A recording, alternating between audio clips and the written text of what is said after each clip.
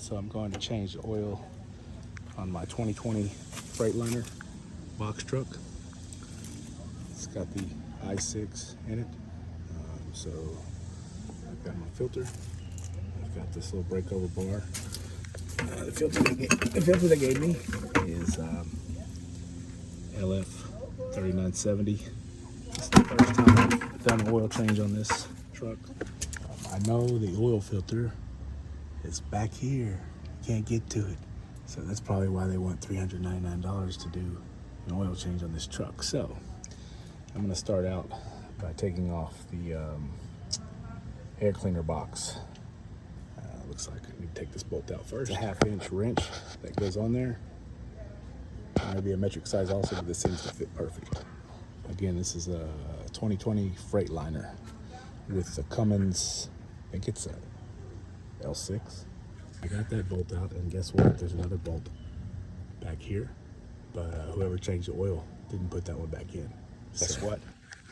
There's another bolt on this side, so I'll take that one off as well. I'm going to take out this screw, take off this band right here, clamp, I guess you'd call it.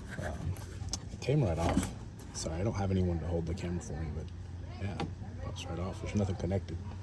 Just set that bad boy right there. Try not to forget to put it on. All right, next thing we're gonna do is get this clamp right here. The hose clamp. Looks like I'll need a short screwdriver or a ratchet. I'll probably go with a ratchet. Go ahead and go with this hose clamp back here instead. So I'll get more of it out of the way so I can get to that oil filter. It's connected to the turbo.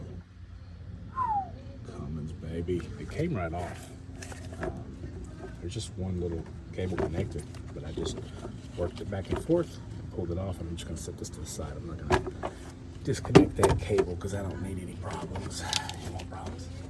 I'll just set it there, right there. Can we get to it now? I bet we can. All right, for my oil change, I like to use this strap wrench, man. I've had this thing for years. It works great. Strap wrench. All right. I wish I had someone to hold the camera for me. With a little bit of trouble, I was able to maneuver my strap around there. This is how the strap wrench needs to be. And I got it broke loose. There. Fun part gonna be getting it back on. Oh yeah. Look there. Oh, there's not really that much oil. It's not like full, you know, so I guess it drained down. Anyway, cool. No oil drained. No mess at all. Didn't even really need the other bucket. Check that out. My camera fits perfect. Phone fits perfect right in the slot. Told me 5 gallons will get it, so hopefully 5 gallons will do. I'm just gonna put my wrench right there. Get in there. A little elbow grease. A little bit more, a little bit. Gosh, this sucker's tight. All right, damn. All right, I'm gonna turn the camera off a minute. All right, I had to do kind of a pulling motion from this way and pull it towards me. Use my feet for leverage against the frame because I'm not that big of a guy. Anyway, hopefully this thing don't hold more than 5 gallons because this is the only bucket I got. Got a little cardboard on the ground here though. Here we go. I like to push up on my cap a little bit, and then once I feel the first thread pop, then I'll just jump out of the way so I don't lose my plug in there. Here's our drain plug. It's got a little washer on it. Should have that little washer on it, I guess. All right, there's where we're at. Look at that, man. Almost a full 5 gallons in that bucket. And I'm sure there's some still in the engine somewhere.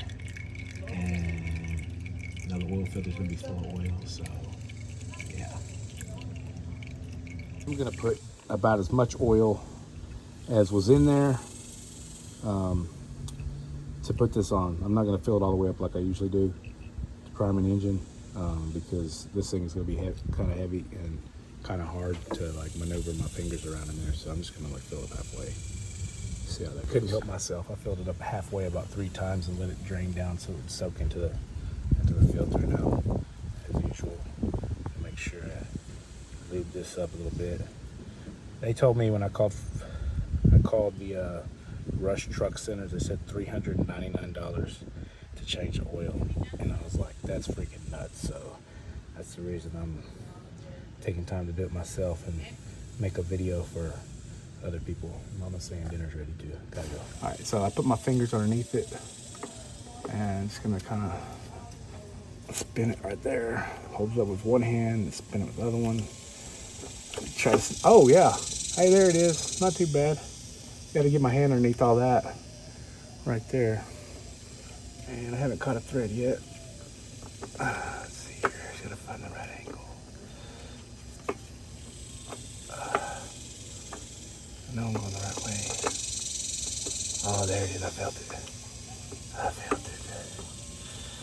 it. All right. Yeah, so you put your hand underneath and hold it, and then take your other arm and go like that.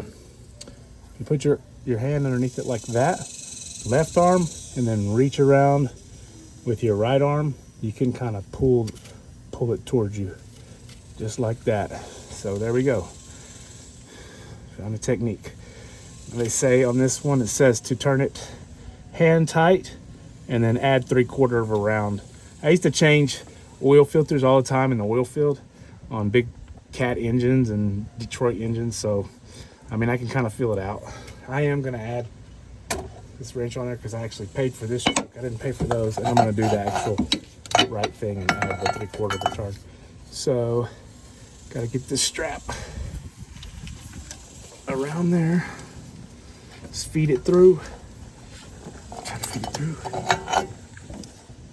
Sometimes you gotta work it up and down. That is, I was able to get little bites and get it tightened up. Just little tiny, turn it like a half an inch at a time, which is better than nothing because I don't have whatever they use. They probably do. I probably got like 1/4 of a turn after hand tightening, so it was a little difficult.